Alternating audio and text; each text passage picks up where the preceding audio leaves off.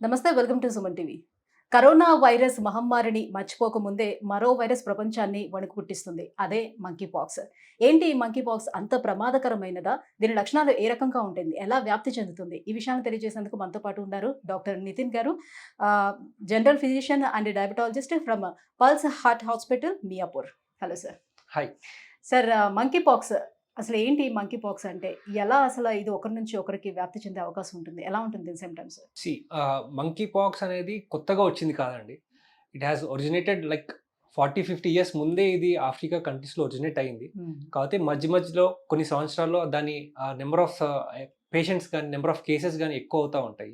ఇట్లా ఎక్కువ అవుతున్నప్పుడు ఇది వరల్డ్ వైడ్ స్ప్రెడ్ అయ్యే ఛాన్సెస్ ఉంటాయి. అదే మనం రీసెంట్గా కూడా చూస్తున్నాము. ఆఫ్రికా నుంచి ఎస్పెషల్లీ కాంగోలో ఎక్కడైతే ఇది ఒరిజినేట్ అయిందో అక్కడ నుంచి వేరే దేశాలకి యూరోప్లో కూడా ఇది స్ప్రెడ్ అయింది. అండ్ రీసెంట్గా మనం చూసుంటే పాకిస్తాన్లో కూడా ఒక కేసు నమోదైనట్టు మనం చూసాము. బట్ స్టిల్ నో నిన్న మన హెల్త్ మినిస్టర్ గారి స్టేట్మెంట్ ప్రకారం అయితే ఇండియాలో అయితే ఇప్పుడు దాకా కేసు అయితే ఈ ఇయర్ అయితే లేదు. సో ఫ్యూచర్ ఏంటి అనేది మనం ఇంకా చూడాలి. ఒకవేళ కేసెస్ కనుక ట్రాన్స్మిట్ అయినాయి మనిషి నుంచి మనిషి ద్వారా, ఆర్ యూజువల్గా ఇది ట్రాన్స్మిషన్ కూడా human to human physical contact ద్వారా ట్రాన్స్మిట్ అవుతుంది, ఆర్ ద్వారా ట్రాన్స్మిట్ అవుతుంది. మరి క్లోజ్ ఎక్స్పోజర్లో ఉన్నా కూడా డ్రాప్లెట్స్ నుంచి కూడా ఇది ట్రాన్స్మిట్ అవుతుంది. And also chances that infected animals నుంచి ఎవరైనా యానిమల్స్కి ఎక్స్పోజ్ అయిన వాళ్ళకి కూడా ఇది ట్రాన్స్మిట్ అయ్యే ఛాన్సెస్ ఉంటాయి.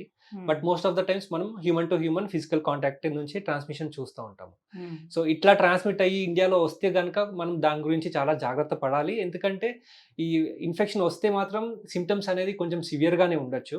ఎస్పెషల్లీ స్కిన్ లీజన్స్ కానివ్వండి, ఆర్ వేరే వైరల్ సిమ్టమ్స్ లైక్ ఫీవర్ కానివ్వండి, body pains, rashes, joint pains, weakness, almost 1 week 2 weeks వరకు ఈ సిమ్టమ్స్ అనేది ఉండొచ్చు. అండ్ ఈ సిమ్టమ్స్ యూజువల్లీ సిమ్టమాటిక్ ట్రీట్మెంట్ ద్వారానే మనం తగ్గిస్తాము. అండ్ సమ్టైమ్స్ వ్యాక్సిన్స్ అనేది కూడా ఒకవేళ కేసెస్ ఎక్కువ అయితే మనం వ్యాక్సిన్స్ ప్రయర్గా ఇవ్వాల్సి వస్తుంది. Good point. మనకి ఏంటంటే ఇది స్మాల్ పాక్స్కి సంబంధించిన దగ్గరలో ఉన్న వైరస్ ఇది. So almost all Indians are small పాక్స్కి వ్యాక్సినేటెడ్ కాబట్టి అదే వ్యాక్సిన్ మనకి ఇమ్యూనిటీ 85% ఆఫ్ ద ఇమ్యూనిటీ అనేది ఇస్తుంది. సో దాని తగ్గట్టు మనం కూడా యాక్చువల్లీ వైరస్ జనరేట్ అవడమే ఎట్లా అయ్యింది అని. సో యూజువల్లీ ఫస్ట్ టైం మనము చూసుకుంటే ఎప్పుడు అయితే ఇది వైరస్ బయటపడిందో infected monkey, one of the monkey species నుంచి, అది కూడా ల్యాబ్ మంకీ నుంచి హ్యూమన్స్కి ట్రాన్స్మిట్ అయినట్టు డేటా అయితే ఉంది. అక్కడ నుంచి from person to person physical contact ఏదైతే ఉందో దాని ద్వారా జనాలకు అనేది ఇది స్ప్రెడ్ అయ్యింది అనేది చూసాం మనం. సో ఇప్పుడు అది జంతువుల నుంచి వ్యాప్తి చెందినటువంటి వైరస్ కాబట్టి మనుషుల నుంచి మనుషులకి ఏ రకంగా వచ్చే అవకాశం ఉంటుంది? ఒకవేళ లైక్ మీరు అన్నట్టుగా జస్ట్ టచ్ తో కూడా రావచ్చు అని అంటున్నారు కాబట్టి, సో వాళ్ళు యూజ్ చేసే క్లాత్స్ నుంచి కూడా వచ్చే అవకాశం ఉంటుందా? సో ఇంత తొందరగా స్ప్రెడ్ అయిపోతుందా? యూజువల్లీ ట్రాన్స్మిషన్ అనేది బాడీలీ ఫ్లూయిడ్స్ అంటాం మనము. బాడీ టు బాడీ ఫ్లూయిడ్స్ ఎప్పుడైతే ట్రాన్స్మిట్ అవుతాయో అది సలైవా కానివ్వండి, స్వెట్ కానివ్వండి, ఆర్ ద్వారా కానివ్వండి, ఆ ఫ్లూయిడ్ కాంటాక్ట్ అప్పుడు ఎక్కువ స్ప్రెడ్ అయ్యే ఛాన్సెస్ ఉంటాయి. అండ్ ఆల్సో క్లోజ్ ప్రాక్సిమిటీ అంటే దగ్గరలో ఉన్నప్పుడు మనం మాట్లాడే డ్రాప్లెట్స్, ఎయిర్ డ్రాప్లెట్స్ అంటాము, దాని నుంచి కూడా మనం ట్రాన్స్మిట్ అయ్యే ఛాన్సెస్ కూడా ఉంటాయి. సో మరి ఇది రాకుండా ఉండేందుకు ప్రివెంటివ్ కేర్ ఏం తీసుకోవాలి? ఆబ్వియస్లీ అగైన్ గోయింగ్ బ్యాక్ అంటే మళ్ళీ మనం ఏదైతే కోవిడ్ లో మనం చూసామో mask is the main weapon మనకి. సో బయట పబ్లిక్ లోకి వెళ్తున్నామంటే ఫేస్ మాస్క్ అనేది వేసుకోవడం చాలా ఇంపార్టెంట్. దాంతో సగం వరకు మనం ట్రాన్స్మిషన్ అనేది ఆపేసేయచ్చు. అండ్ ఆల్సో ఎవరైనా ఇన్ఫెక్టెడ్గా ఉన్నారు, సిమ్టమ్స్ ఉన్నాయి, ఫీవర్స్ ఉన్నాయి, ర్యాషెస్ ఉన్నాయి అంటే వాళ్ళతోటి కొంచెం మనము డిస్టెన్స్ మెయింటైన్ చేయడం కానీ, కొంచెం దూరం నుంచి మనము మానిటర్ చేయడం కానీ అనేది ఇంపార్టెంట్. సో కొన్ని రకాల వైరస్లు అనేవి ఆయా ప్రాంతాల క్లైమేట్ని బట్టి కూడా డిపెండ్ అయ్యి సో స్ప్రెడ్ అవ్వడం అనేది జరుగుతుంది, తగ్గడం అనేది కూడా జరుగుతుంది అంటారు. సో దీనికి అలాంటి ఏమైనా అవకాశం ఉందా? ఖచ్చితంగా ట్రాపికల్ కంట్రీస్లో ఎక్కువ వైరస్ సస్టైన్ అవడానికి ఛాన్సెస్ ఉంటాయి. దట్ ఈస్ ద రీజన్ మనం ఎక్కువ కూడా ఇండియాలో ఇన్ఫెక్షన్స్ రాగానే కేరళలో చూస్తూ ఉంటాము. But cold climates usually different viral strains ఉంటాయి, ట్రాపికల్లో డిఫరెంట్ వైరల్ స్ట్రెయిన్స్ ఉంటాయి. వాటి థ్రైవ్ అయ్యే వాటి ప్రాపర్టీస్ బట్టి ఉంటాయి.